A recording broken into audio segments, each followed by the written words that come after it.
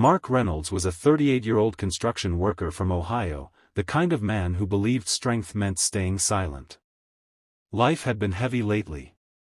Overtime hours were cut, bills kept stacking up, and his marriage felt like it was slowly slipping through his fingers. Still, he told himself to keep going. That evening, after another long shift, he stopped by his local grocery store, thinking only about dinner and getting home.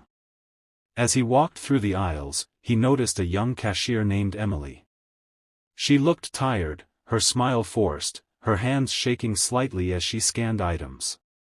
In front of Mark was an elderly man counting coins, apologizing over and over because he was short a few dollars. Without thinking, Mark stepped forward and paid the difference. The old man's eyes filled with tears, and he whispered, "You don't know how much this helps." Mark nodded, unaware that this small moment was about to open a wound he didn't know he had. When it was Mark's turn, Emily scanned his items and quietly said, "Thank you for helping him." Her voice cracked. Mark looked at her and, for the first time, really saw her. Dark circles under her eyes. A sadness she was trying to hide. He asked if she was okay. She hesitated, then shook her head. "My mom's sick. I work 2 jobs, but it's still not enough."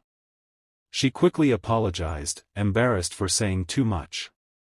That's when the truth broke him. Emily mentioned the hospital's name.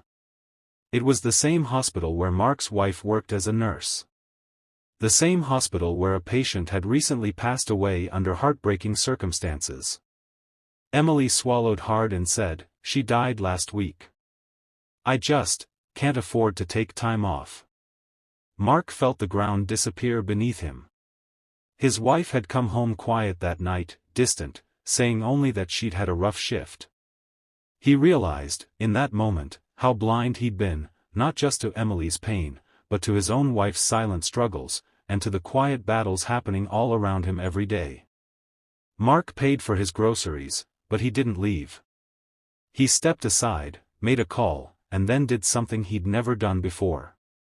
He opened up. He spoke to his wife that night. He listened.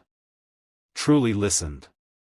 The next morning, he returned to the store with a small envelope for Emily, cash collected from coworkers and friends who simply needed to be asked. More than that, he helped her connect with support programs and even a better job opportunity through his wife's hospital. Life didn't magically become perfect. Mark still worked hard. Emily still grieved.